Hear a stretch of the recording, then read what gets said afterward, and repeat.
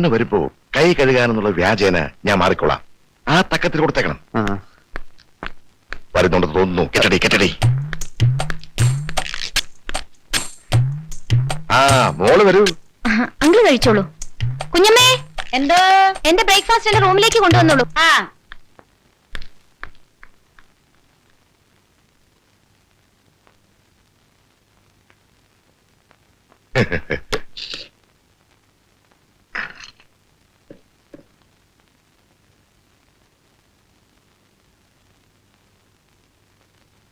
ഇനി ഒന്നും നോക്കാറില്ല. കത്ത് ദോശക്കടയിലേക്ക് കയറ്റിക്കോ. കത്ത് ദോശക്കടയിലേക്ക് കയറ്റിക്കോ.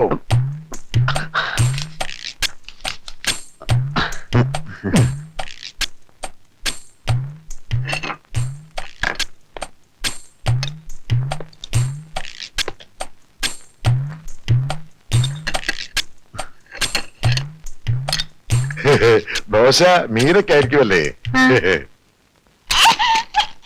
അയ്യോ അയ്യോ, എന്റെ മോള് വീണോ? പോട്ടെ പോട്ടെ പോട്ടെ.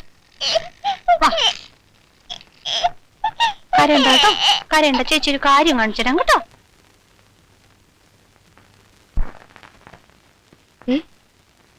ഇതാരാ ഇവിടെ കൊണ്ടുവച്ചേ? ഓ, നമ്മൾ ഡൈനിങ് ടേബിളിൽ ഇരിക്കുന്ന ഇഷ്ടമല്ലായിരിക്കും. വിശന്നിട്ട് ഞാനിതൊന്ന് കഴിക്കട്ടെ. ഇതൊക്കെ എന്തിനാ ഇങ്ങോട്ട് കൊണ്ടുവന്നത്? നിങ്ങൾ കഴിച്ചില്ലേ? കഴിച്ചെന്ന് വരുത്തി. ആ വേലക്കാരി തള്ളയുടെ മോന്ത കാണുമ്പോ വയറ് നിറച്ച് കഴിക്കാൻ തോന്നുന്നില്ല. ഇതും കൂടി ഞാൻ കഴിക്കട്ടെ. വേണ്ട വേണ്ട, ഇത് തൊടണ്ട. എനിക്കുള്ളത് ആരോ കോണിപ്പടിയെ കൊണ്ട് വെച്ചിട്ട് പോയതാ. അടുക്കളയിലോട്ട് ചെല്ലണ്ടാന്നായിരിക്കും. എന്നാ കുടിക്കാൻ ഒരു ഗ്ലാസ് വെള്ളം എടുത്തുണ്ടോ? വെള്ളമൊക്കെ എടുത്തോണ്ട് തരാം, പക്ഷെ ഇത് തൊടരുത്. ഞാൻ ആകെ വിശന്നിരിക്കുക. ഞാൻ തൊടില്ല. സത്യം. എന്നാ നീ തുപ്പി വെച്ചിട്ട് പോക്കോ. തുപ്പൊന്നും വേണ്ട പൊന്നേ, എനിക്ക് വിശ്വാസമല്ലേ. എടുക്കരുത്. ഇല്ലടി. അയ്യോ, ഞാൻ മൂടി വെച്ചിട്ട് പോ.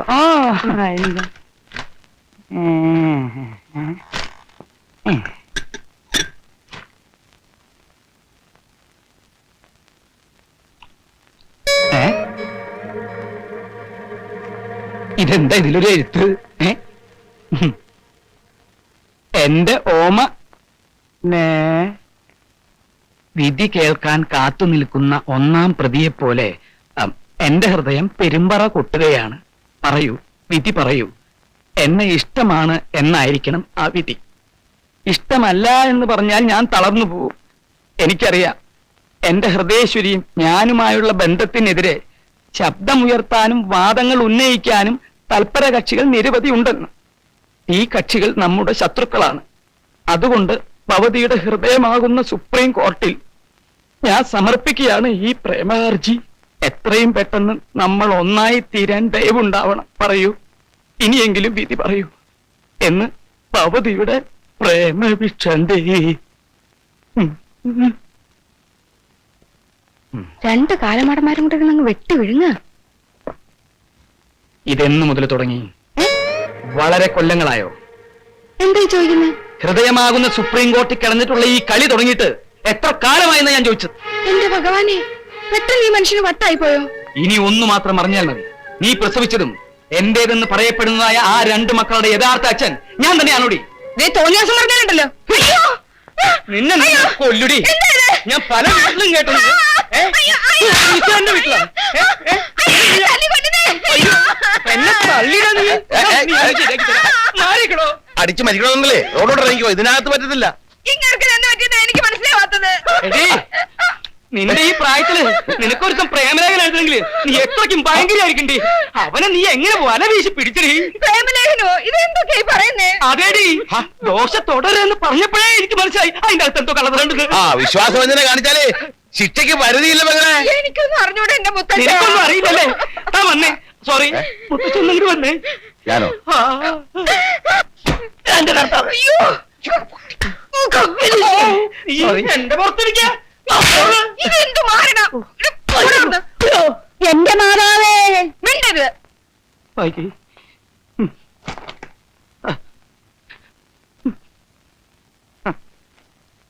മനസ്സിലായി.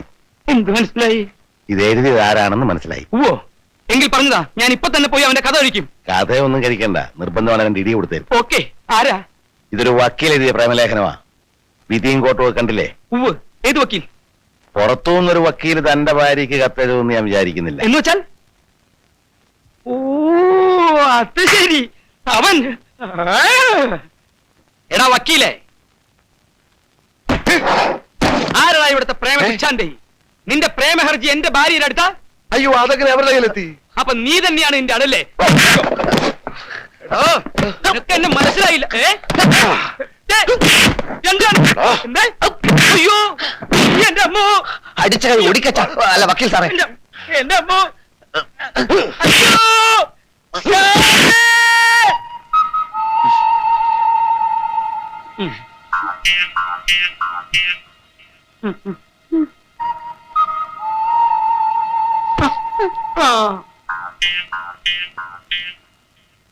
നല്ല വേദനയുണ്ടോ?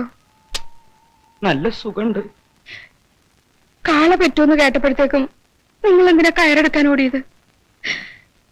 യൂണിഫോം ഇല്ലാത്തപ്പോ ഏത് കൊച്ചുകുട്ടിക്കും നിങ്ങളെ തല്ലി താഴ്ത്തിടാൻ പറ്റുമെന്ന് ആലോചിക്കാത്ത എന്താ? ഞാൻ എന്തു കുറ്റം ചെയ്തിട്ടാ നിരപരാധിയായി എന്നെ നിങ്ങൾ തല്ലിയത്? നിരപരാധികളെ തല്ലുന്നത് നിങ്ങൾ പോലീസുകാരൊരു പതിവാക്കി എടുത്തിരിക്കുകയാണോ? ശാന്ത, എന്റെ വലത് കൈ എനിക്ക് ഇപ്പോഴും പൊക്കാം. ആ, ഇതാ കുഴപ്പം. ആ പൊണ്ണത്തടിയും ഗോതമ്പ് ദോശക്കടിയിൽ ഒരു കത്ത് വെച്ച ഉടനെ ഞാനങ്ങ് മയങ്ങി പോകുന്നു നിങ്ങൾ കരുതിയോ? സത്യം പറ, വാക്കുകൊണ്ടോ നോട്ടം കൊണ്ടോ നീ അവനെ പ്രോത്സാഹിപ്പിച്ചോ? ദേ, യേശുക്രിസ്തു ബൈബിളിൽ പറഞ്ഞിരിക്കുന്ന എന്താണെന്നറിയോ? ഭാര്യയെ അവിശ്വസിക്കുന്നവൻ ചൊറി പിടിച്ച് ചാവുന്ന. എന്നാ നീ എന്റെ തലയെ തൊട്ട് സത്യം ചെയ്യ്, അവനിലേക്ക് നിന്റെ മനസ്സ് ചാഞ്ഞിട്ടില്ലാന്ന്. ആ മണ്ട വക്കീലിലേക്കല്ല, മമ്മൂട്ടിയോടോ മോഹൻലാലിനോടോ പോലും എന്റെ മനസ്സ് ചാഞ്ഞിട്ടില്ല. ഇനി ചായവേ ഇല്ല. നാളെ നാളെ നാളെ നാളെ നാളെ കഴിഞ്ഞ് മറ്റന്നാൾ, നാളെ കഴിഞ്ഞ് മറ്റന്നാൾ മണിക്കൂറുകൾ മാത്രം എണ്ണപ്പെട്ടുകൊണ്ടിരിക്കുന്ന കേരളത്തിന്റെ ടിക്കറ്റുകൾ 25 ലക്ഷവും മാരുതി കാർ. 10 ലക്ഷം ഏതാ? ഇത് കർണാടക ദസറ ബമ്പർ. കേരളം 25 ലക്ഷം. തമിഴ്നാട് പൊങ്കൽ ബമ്പർ.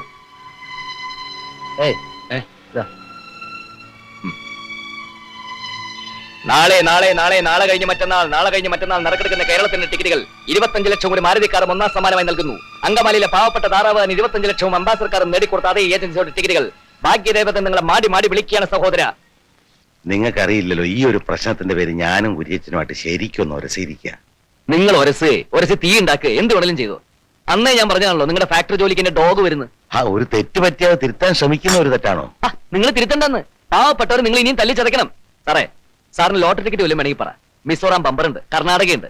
ദസറ സ്പെഷ്യലിന് 2 ദിവസം മാത്രമേ ബാക്കിയുള്ളൂ. ഏത് വേണമെങ്കിലും പറഞ്ഞോ. നിങ്ങൾ പറഞ്ഞല്ലോ നിങ്ങളുടെ അമ്മ ഈ ലോട്ടറി ടിക്കറ്റ് വിൽപ്പനയുടെ കാര്യം അറിഞ്ഞിട്ടില്ലെന്ന്. ഇല്ല, അറിഞ്ഞിട്ടില്ല. ഇപ്പോഴും ഫാക്ടറി ജോലി തന്നെയാണെന്ന് അമ്മയുടെ വിചാരം. എംകോംകാരൻ മകന് ടിക്കറ്റ് വിൽപ്പനയാണെന്ന് അറിഞ്ഞാലേ അമ്മയ്ക്കത് ഭയങ്കര വിഷമാവും. അതുകൊണ്ട് അറിയിച്ചിട്ടില്ല. പാർത്ഥസാരഥിരമ്മേ, ആ, എന്തിനാ അമ്മയെ വിളിക്കുന്നത്? ആ ടിക്കറ്റ് വിൽപ്പനയുടെ കാര്യം ഒന്ന് പറയാമെന്ന് വിചാരിച്ച. നിങ്ങൾക്ക് ഭ്രാന്തുണ്ടോ? പെറ്റതലയുടെ മുമ്പിൽ സത്യം മറച്ചു വെക്കുന്നത് ശരിയല്ല. പാർത്ഥസാരഥിരമ്മേ, വളരെ കഷ്ടമാണ് നിങ്ങൾ ഈ ചെയ്യുന്നത്. ഇത് എന്റെ അമ്മയ്ക്ക് താങ്ങാനാവില്ലെന്ന് നിങ്ങൾ പറഞ്ഞില്ലേ? ഒരു കുഴപ്പമില്ല. നിങ്ങൾ ഇവിടെ നിന്ന് പോയി തരാമോ? ഞാനൊന്ന് പറഞ്ഞു തന്നെ പോയിക്കോളാം. ഓ, ഞാൻ നിങ്ങളുടെ കാല് പിടിക്കാൻ വേണമെങ്കിൽ. എടോ മനുഷ്യ, തന്നെ ഞാൻ വെറും തൊഴിലാളിയായിട്ടല്ല അങ്ങോട്ട് വിളിച്ചത്, അവിടുത്തെ അക്കൗണ്ടന്റ് ആയിട്ടാ. അപ്പൊ താനത് മൈൻഡ് ചെയ്തില്ല. വൈരാഗ്യബുദ്ധി തനിക്കാകാമെങ്കിലേ എനിക്കും കുറച്ചൊക്കെ ആകാം. അതാ വരുന്നുണ്ട്. ആമാങ്ക അത് വന്ന് ലോട്ടറി ഫാക്ടറി അമ്മ ഫാക്ടറി. ഇവരുടെ കമ്പനിയിൽ എന്നെ പുതിയ അക്കൗണ്ടിനെ പുറപ്പെടலாம். அப்படியா? ரொம்ப சந்தோஷம். நீங்க நன்னா இருக்கணும். ഇല്ലമ്മ, ഞാൻ അതല്ല சொல்ல വന്നത്. അത് തന്നെയാ പറയാമെന്ന്. ഞാൻ അക്കൗണ്ടിനായിട്ട് ചാർജ് എടുക്കണം, അത്രയല്ലേ ഉള്ളൂ. നാളെ തന്നെ പുതിയ പോസ്റ്റിലേക്ക് ജോയിൻ ചെയ്തിരിക്കുന്നു. ഉറപ്പാണോ? ഉറപ്പ്. ഇല്ലെങ്കിൽ ഞാൻ മറ്റേ മിസോറായ അടിപിടി എല്ലാം കൂടി ഇപ്പൊ അമ്മയുടെ ഇരിക്കും. யாரடிச்சா? അപ്പൊ പിന്നെ അടിയും ഒന്നുമില്ല. ഇവരുടെ കമ്പനിയിൽ ആരോ അടിച്ച കാര്യം ചൊല്ലറ അമ്പടത്താൻ. ഇല്ലമ്മ, കമ്പനി അല്ല ഇവൻ. അത് തന്നെ. சொல்லட்டுமேடா. ഒന്നും ചൊല്ലണ്ട. നിങ്ങൾക്കിത് പറഞ്ഞാൽ മനസ്സിലാവില്ലേ? ഞാനൊരു വാക്ക് പറഞ്ഞത് വാക്കാ. നിശ്ചയമാ சொல்றீங்களா? നിശ്ചയമാത്താൻ ചൊല്ലറ. അപ്പൊ നാളെ കാലത്ത് വന്ന് ജോയിൻ ചെയ്യുന്നു. This is my resignation letter.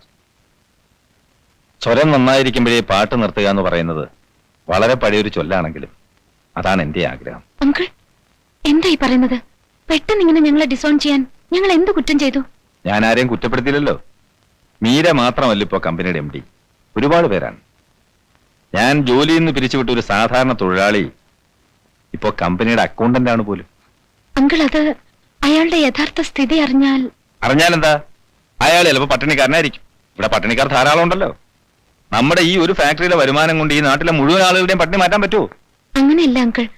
അയാൾ നേരത്തെ അവിടെ, പിന്നെ അയാൾ ആശുപത്രിയിലായപ്പോ ആകപ്പാടെ ആ ഒരു ഗിൽറ്റി കോൺഷ്യസ് ഉണ്ട്. മനസ്സിലാവാഞ്ഞിട്ടല്ല, അയാളെ പിരിച്ചുവിടാൻ ഞാൻ പറയുകയില്ല. ഞാനില്ലേലും ഫാക്ടറി നടന്നോളും, അത്രേ ഉള്ളൂ. Uncle please. പിരിഞ്ഞു പോകുന്നതിൽ നിങ്ങളെക്കാൾ വിഷമം എനിക്കുണ്ട്. പക്ഷേ ഇതെന്റെ ഫൈനൽ ഡിസിഷനാണ്. നാളെ മുതൽ ഞാൻ ഫാക്ടറിയിൽ വരില്ലെന്നല്ല പറഞ്ഞത്. നിങ്ങൾക്ക് എഫിഷ്യന്റായ ഒരാളെ കിട്ടുന്നത് വരെ, എന്ന് വെച്ചാൽ മാക്സിമം ഒരു 3 മാസം വരെ ഞാൻ നിൽക്കാം. അതിൽ കൂടുതൽ എന്തായാലും എന്നെ കൊണ്ട് വയ്യ. ഓ, അവിടുന്ന് നിന്നേ. തന്നെ ഒന്ന് സൗകര്യത്തിന് കിട്ടാൻ കാത്തിരിക്കുകയായിരുന്നു ഞാൻ. എന്തിനാ? താൻ എന്ത് ധൈര്യത്തിലാണോ എനിക്ക് കത്തയച്ചത്? ഹൈക്കോടതിയിൽ കേസുണ്ട്, പോയിട്ട് വന്ന് സംസാരിക്കാം. ആ, ഇവിടുന്ന് ഇറങ്ങിയാലല്ലേ താൻ ഹൈക്കോർട്ടിൽ എത്തൂ. തെമ്മാടിത്തരം കാണിച്ചിട്ടാ ചോദിക്കാൻ വന്ന എന്റെ ഭർത്താവിനെ താൻ തല്ലി കൈയൊടിച്ചു. തന്നെ വക്കീല് നിന്നെ ഒരു പ്രേമലേഖനം വയസ്സുകാലത്ത് നീ എനിക്ക് നിന്നെ ഞാൻ ശരിയാ. കൊല്ലി ഞാൻ നിന്നെ. നിന്നെ എഴുതരുത് ആർക്കും. നിന്റെ ഒരു അയ്യോ അയ്യോ അയ്യോ.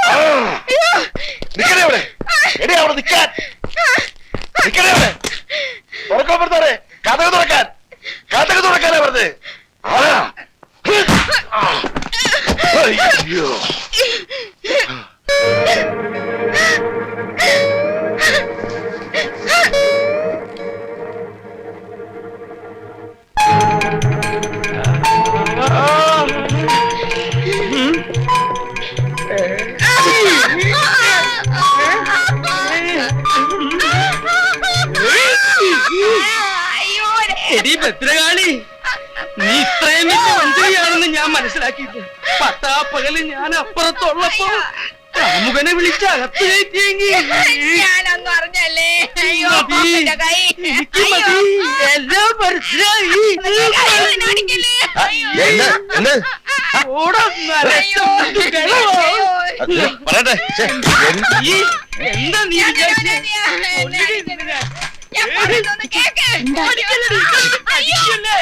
എന്നെ ഞാൻ പറയുന്നത് കേക്ക്. ഞാൻ നിന്നെ ഞാൻ ഇന്ന് ഈ കയ്യോടിച്ച് എന്താണ്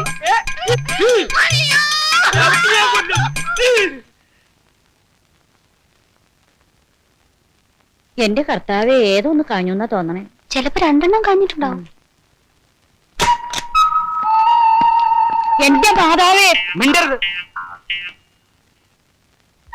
തൃപ്തിയായില്ലേ? താൻ എവിടത്തെ മുത്തച്ഛനാടോ? ഒരു വീടിന്റെ നാഥനാവുമ്പോ എല്ലാവരിലും വേണം ഒരു കണ്ണ്. ഇവിടുത്തെ തോന്നിവാസികളെ നിയന്ത്രിക്കാൻ പറ്റിയില്ലെങ്കിൽ താൻ എവിടുത്തെ മത്തച്ഛനാടോ? താൻ ഇതിനെ അനുഭവിക്കും. അനുഭവിക്കണോ? നോക്കിക്കോ. എന്റെ കൈക്ക് ശക്തി ഉണ്ടായിരുന്നെങ്കിൽ തന്റെ കരണ കുറ്റിയടിച്ച് ഞാൻ ഉത്സവപ്പുറമ്പാക്കിയാലേ. എന്നെ തല്ലി കൊന്നാലും വേണ്ടില്ല. നീ പോടി. സത്യം നിങ്ങളൊന്ന് മനസ്സിലാക്കണം. സത്യം ഞാൻ നേരിട്ട് മനസ്സിലാക്കടി. അയ്യോ, നീ അവന്റെ കൂടെ പോയി പുറത്തോ. അയ്യോ അങ്ങനെ പറയല്ലേ. എടി വക്കീലിന്റെ കൂടെ പോയി പുറത്തോളാം. ദൈവദോഷം പറയരുത്. ദൈവദോഷം പറയണേ. അയ്യോ, ആ മോഹൻലാലിനെ കണ്ടളകില്ല, മമ്മൂട്ടിയെ കണ്ടളകില്ല. നിന്നെ എനിക്ക് മനസ്സിലായിടി. ആ ലോട്ടറി ടിക്കറ്റും വിറ്റ് കിടന്നപ്പോ മനസ്സിന് കുറച്ച് സമാധാനങ്ങളും ഉണ്ടായിരുന്നു. ഇവിടെ വന്നപ്പോ അതും പോയി. സാറ് ഈ ഫാക്ടറിയുടെ അടുത്ത ആകെ ഇളകിയിരിക്കുക. ഓ, അപ്പൊ ഈ കെട്ടിടം അത്രയ്ക്ക് പഴയതാണല്ലേ. ജോലി നടക്കുന്നതിനിടയ്ക്ക് ഇടിഞ്ഞു വീണ ആളിന് തട്ടിപ്പോവല്ലോ. ഏത് ഭാഗമാ ഇളകിയേ? സാർ പ്ലീസ്, ആ അടിത്തറ അല്ല ഈ അടിത്തറ. ഞാൻ ഉദ്ദേശിച്ചേ സാമ്പത്തിക അടിത്തറയാ. ബാങ്കിലാകെ കടം, കമ്പനി ഓടിയില്ല ഓടുന്നു. ഇതുപോലെ മുങ്ങിക്കൊണ്ടിരിക്കുന്ന ഒരു കപ്പലിലേക്ക് സാർ എന്തിനാ എന്നെ വലിച്ചു കയറ്റിയത്? തെളിച്ചു പറ. ബാലൻസ് ഷീറ്റ് ഒന്നും സാർ നോക്കാറില്ലേ? ലക്ഷക്കണക്കിന് രൂപയുടെ ഡെഫിസിറ്റ് ഉണ്ട്. ധാരാളം റോ മെറ്റീരിയൽസ് പർച്ചേസ് ചെയ്തായിട്ട് കണക്കിൽ കാണാം. പക്ഷെ ഫിനിഷ്ഡ് പ്രോഡക്ട്സ് എവിടെ? എക്സ്പോർട്ട് ചെയ്തോ? എങ്കിൽ അതിനുള്ള രേഖ എവിടെ? എനിക്കൊന്നും മനസ്സിലാകുന്നില്ല. പിന്നെ സാർ എന്ത് മേൽനോട്ടം അവിടെ നടത്തുന്നത്? വന്നേ കാണിച്ചു തരാം.